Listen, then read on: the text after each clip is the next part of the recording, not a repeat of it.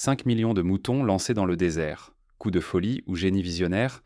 Imaginez la scène, sous un ciel d'un bleu sans fin, 5 millions de moutons avancent, formant une vague mouvante sur les terres arides du Sahel. Pas de clôture, aucun tracteur, aucun moteur vrombissant sous le soleil brûlant. Seulement la poussière soulevée par la laine et la foi inflexible de femmes et d'hommes guidant cette masse vivante. Pour la plupart, ce projet a tout d'un délire. Mais pour Ibrahim Traoré, c'était nécessaire, presque évident. Au Burkina Faso, Ibrahim Traoré n'a pas rassemblé 5 millions de moutons pour la viande, ni pour le commerce. Son pari est autrement plus grand. Il veut faire renaître le Sahel, simplement en laissant marcher un troupeau colossal sur les terres mortes. Ce n'est pas un projet agricole classique, ni une opération commerciale. C'est une tentative de réconciliation entre l'homme et la terre, un retour à une sagesse ancestrale qui a permis à des peuples de survivre là où tout semblait perdu. La marche de l'équilibre, c'est ainsi qu'il l'a nommée. Ici, pas de bulldozer, pas de machines rutilantes, ni de drones survolant les dunes. Seulement la force humble et patiente des sabots qui tapissent la poussière. Là où l'Occident mise tout sur la technologie, le Burkina Faso tente l'aventure inverse. Il mise sur la sagesse des bergers, sur le tempo millénaire des animaux, sur la mémoire des anciens qui savaient écouter la respiration de la terre. Le projet a fait hausser plus d'un sourcil. Des scientifiques ont ri, les investisseurs se sont détournés. Des rumeurs ont enflé. Comment imaginer que des moutons pourraient régénérer un désert que les machines n'arrivent même pas à fissurer? On se souvient des projets pharaoniques partout dans le monde, comme la Grande Muraille verte d'Afrique qui devait reboiser des milliers de kilomètres mais s'est heurtée à d'innombrables obstacles. Ici, le pari est inverse. Pas de plantation massive, mais le retour du mouvement, la confiance dans le vivant. Pourtant, derrière le scepticisme se joue bien plus qu'une expérience. L'échec signifierait que l'écologie traditionnelle n'a plus de place, que l'espoir d'un autre rapport à la terre s'effondre. Mais si les moutons y parviennent, c'est toute l'Afrique, et peut-être bien au-delà, qui pourrait reprendre le contrôle de ses terres, de sa résilience et de son futur. Des villages entiers pourraient en renaître, des jeunes pourraient choisir de rester, la souveraineté alimentaire serait à nouveau envisageable. Comment, concrètement, un simple déplacement de troupeaux pourrait-il transformer des kilomètres de sable en oasis de vie? La réponse s'esquisse dans les premiers pas de cette aventure. Pour comprendre, il faut revenir au commencement. Un désert, un pari fou et la force tranquille de la marche. Voici comment tout a débuté. Le désert était mort. Pourtant, il savait écouter encore. Dans le Sahel, il ne reste plus que le sable, la poussière et un silence tranché par le vent. La sécheresse a rongé les terres. Les familles s'en vont, une après l'autre. Villages abandonnés, puis asséchés, espoirs étouffés. Tout semble englouti par l'oubli, comme si la mémoire des anciens avait été avalée par le désert. C'est dans ce vide que l'Institut national d'écologie du Sahel a lancé un pari fou. Rendre la parole à la terre, non pas avec des machines, mais avec le mouvement. Redonner vie au désert, non par la technologie, mais par la force patiente de la marche. Là où les outils modernes se sont brisés, peut-être que le rythme vieux comme le monde des troupeaux pouvait rallumer l'espoir. Depuis toujours, le Sahel a vécu au rythme des migrations. Antilopes, zébus, moutons. Leur passage ouvrait des chemins à l'eau, semait l'herbe sous la poussière, sculptait la terre vivante. Quand ces mouvements se sont arrêtés, le désert s'est installé. Les anciens le savaient, marcher, c'est inscrire une mémoire dans le sol. Pour illustrer, prenons l'exemple du pastoralisme touareg qui pendant des siècles a permis à des zones semi-arides de subsister sans irrigation moderne. Les nomades déplaçaient leurs troupeaux selon la saison, créant des corridors de fertilité invisibles. En Australie, des programmes récents de managed grazing ont montré que le déplacement contrôlé de grands troupeaux pouvait restaurer des prairies épuisées. Ces expériences inspirent la marche de l'équilibre. En l'an 2025, l'Institut a tracé 20 corridors verts à travers les plaines centrales du Burkina Faso. 20 veines pour tenter de faire revenir la vie. Le pari, guider des millions de moutons de village en village pour ranimer la terre par la patience et la répétition des pas. Rien n'est garanti. Face à l'incertitude, une seule alternative, la disparition, terres abandonnées, villages vidés, identités ensevelies sous le sable. Mais ce projet, loin d'être un simple retour vers le passé, allait dévoiler des surprises inattendues. Les premiers résultats scientifiques s'apprêtaient à bouleverser toutes les certitudes. Bientôt, des signes de transformation émergèrent dans les corridors. Mais ce qui surprit le plus l'équipe, ce furent les effets invisibles, impossibles à mesurer au premier regard. Comme lors de la restauration des prairies américaines, par la réintroduction des bisons, ici aussi, La nature semblait répondre à l'appel discret du mouvement. Quand la Terre recommence à respirer, tout le monde retient son souffle. Les premiers signes surgissent en silence, comme un frémissement sous la croûte craquelée. Les données sont sans appel. L'humidité du sol grimpe, la température s'adoucit. De longues traînées vertes apparaissent là où, il y a à peine quelques semaines, régna la poussière et les pierres. Les sabots de 5 millions de moutons n'ont pas simplement foulé le désert. Ils l'ont façonné, creusant des milliers de micro-tranchées minuscules. Ces sillons capturent dans chaque goutte de pluie, protègent la terre du vent et abritent une vie minuscule mais vitale. La renaissance, invisible, commence sous la surface. Prenons une comparaison. En Chine, le projet Loess Plateau a utilisé la main de l'homme et des animaux pour redonner vie à des collines érodées, montrant que le sol pouvait être réveillé sans engin massif.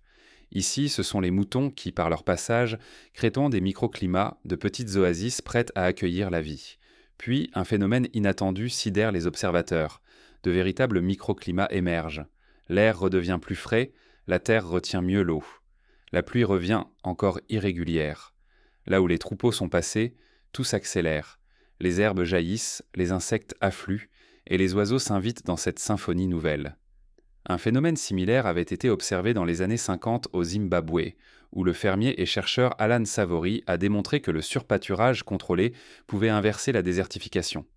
Comme au Burkina Faso, les sabots fragmentaient la croûte du sol, permettant à l'eau de pénétrer et à la vie de revenir. La nouvelle fait le tour du monde. Les chiffres sont publiés, les images satellites circulent. Pourtant, l'enthousiasme n'est pas unanime. Certains experts dénoncent un mirage pastoral accusant le projet de naïveté. Les débats s'enflamment. Est-ce durable ou seulement une illusion africaine ? Les scientifiques étrangers exigent plus de preuves, parfois des audits indépendants. Ce fut déjà le cas lors de la régénération des prairies du Texas, où il fallut plusieurs saisons pour convaincre la communauté internationale. Pourtant, au Sahel, chaque parcelle reverdie rallume un espoir ancien. Plus la controverse enfle, plus le risque grandit. Sous la pression, l'expérience pourrait tout perdre. Mais si elle tient bon, elle pourrait bouleverser notre façon de soigner la planète. La Terre, pourtant, ne s'arrête pas là. Elle commence à enseigner aux bergers de nouveaux rythmes, et le cycle reprend. Mais derrière cette renaissance, une autre bataille se prépare, celle du temps, du doute et des promesses tenues. Les bergers, eux, écoutent la terre et attendent le prochain signe. Et si le désert gardait la trace de chaque pas, chaque souffle ? Dans le Sahel, un phénomène inattendu trouble les certitudes. Où que passent les troupeaux, des cercles parfaits apparaissent, visibles du ciel comme des empreintes mystérieuses. À travers les satellites, ces formes concentriques se révèlent, oasis minuscules, taches de fraîcheur là où régnait la sécheresse. On dirait que la terre vibre, palpite au rythme patient des moutons et de leurs bergers. Chaque année, inlassablement, les troupeaux suivent les mêmes routes ancestrales. Ce mouvement, répété depuis des générations, grave dans le paysage des cycles de vie oubliés. Et peu à peu, le miracle s'opère. Le sol se rafraîchit, l'humidité revient, l'herbe ose à nouveau pousser. Là où tout n'était que poussière, la vie recommence.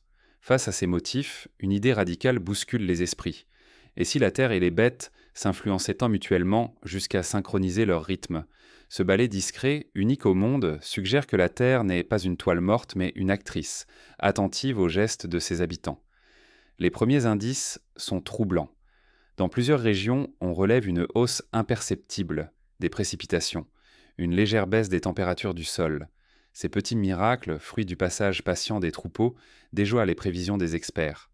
Là où la technologie a échoué, le mouvement lent des moutons semble raviver le Sahel. Pour comprendre ce mécanisme, on peut observer des expériences similaires en Mongolie, où la transhumance saisonnière a permis de restaurer des steppes menacées par la désertification. L'interaction entre les animaux, le sol et la végétation crée un équilibre subtil, difficile à reproduire artificiellement. La nouvelle se propage. Universités africaines, laboratoires européens, équipes américaines, tous veulent comprendre l'énigme sans vraiment oser y croire. Les débats explosent, miracle écologique ou simple mirage. Certains gouvernements s'alarment, redoutant de voir ébranler les modèles agricoles classiques. D'autres rêvent d'une révolution sans machine, née du sol et du temps. Mais sur place, loin des polémiques, la transformation est déjà en marche. Les communautés rurales reprennent confiance. Entre villages, on échange les savoirs, on s'entraide, on retrouve la fierté d'être berger. Guider le troupeau devient un acte de sagesse, parfois de résistance. Les liens se retissent entre humains, bêtes et paysages. L'enjeu est immense. Si ces cercles révèlent un dialogue secret entre la Terre et ses habitants, une nouvelle souveraineté écologique pourrait naître. Puissance de la patience, respect des rythmes, réinvention du futur. Mais si la théorie s'effondre, l'Afrique risquerait de perdre un espoir précieux et l'audace d'une autre voie. Reste une question suspendue, la Terre peut-elle redevenir un sujet vivant et non l'objet muet de nos volontés? Mais pour comprendre la portée de ce phénomène, il faut revenir à son origine, sur les terres du Burkina Faso, là où tout a commencé. L'histoire de cette révolution discrète débute avec 5 millions de moutons et la foi inébranlable de leurs bergers. La révolution la plus discrète du monde. Et si elle avait déjà commencé, ici, dans la poussière du Sahel? Ce qui se joue au Burkina Faso dépasse l'utopie. C'est un mystère qui captive à présent les chercheurs et les voisins, bien au-delà des frontières. Jadis vue comme une curiosité pastorale, la méthode burkinabé attire aujourd'hui l'attention de toute l'Afrique de l'Ouest. Pourquoi ce soudain intérêt? Parce qu'ici, la patience n'est plus une faiblesse, mais une stratégie. Les troupeaux avancent lentement, guidés par la main invisible des bergers. Chaque pas, chaque saison, chaque souvenir de pluie devient une force collective. Peu à peu, une souveraineté inédite s'impose, née de la résilience, de l'entraide et de la mémoire partagée. Loin des modèles importés, cette révolution silencieuse redonne confiance au village. La terre reverdit, sans machine, portée uniquement par l'intelligence du vivant. Pour illustrer, pensons à la permaculture développée en Australie dans les années 70, où l'imitation des cycles naturels a permis de transformer des terres stériles en jardins luxuriants. Au Burkina Faso, c'est la mémoire collective et la sagesse des bergers qui jouent tant ce rôle de chef d'orchestre. Le rêve ne s'écrit plus en vitesse, mais en synchronisation sociale. Ici, le progrès se mesure à l'autonomie retrouvée. La fierté n'a plus besoin de validation extérieure, elle devient l'offrande d'un exemple. On n'attend plus de sauveur.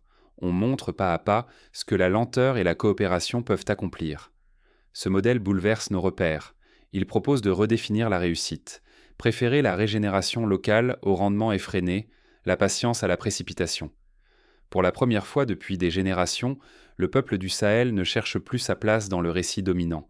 Il la crée doucement avec ses troupeaux et sa mémoire. Mais l'enjeu dépasse la simple régénération écologique. Il s'agit d'une question de civilisation.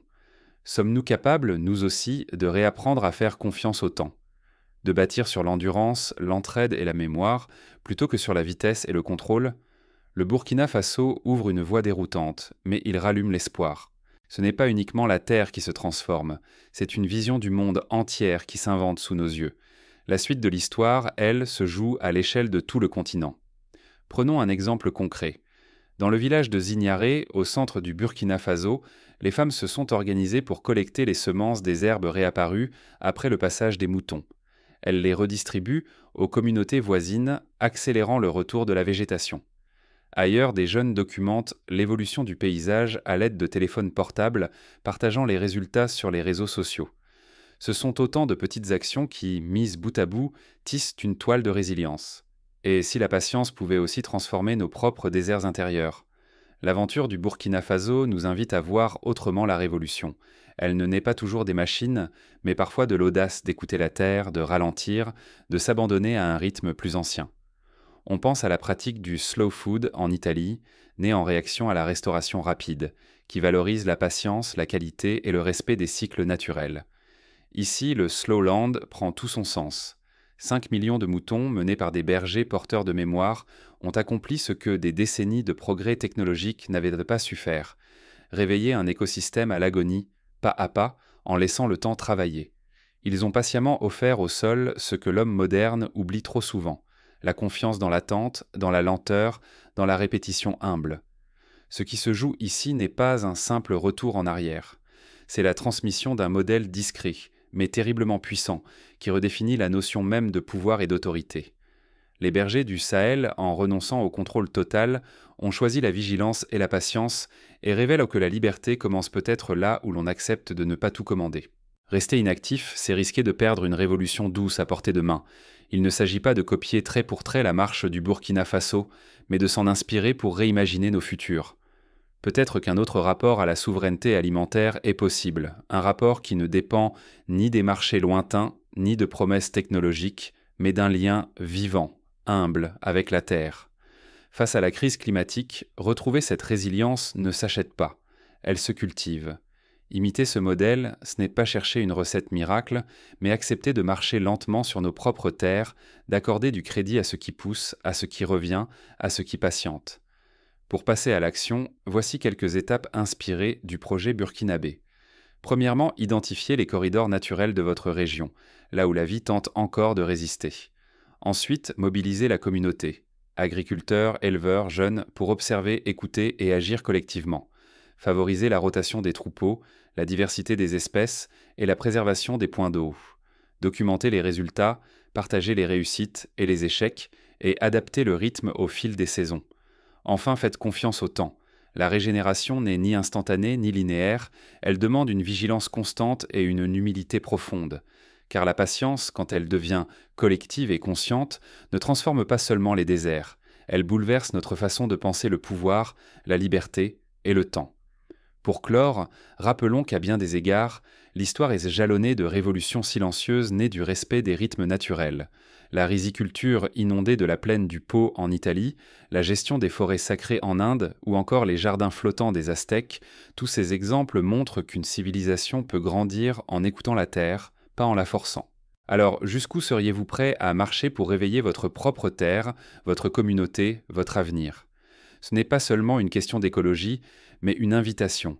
Réinventer notre rapport au temps, à la nature et à ce que nous léguerons aux générations à venir. Peut-être qu'en laissant marcher nos propres moutons, nous retrouverons le chemin de l'équilibre.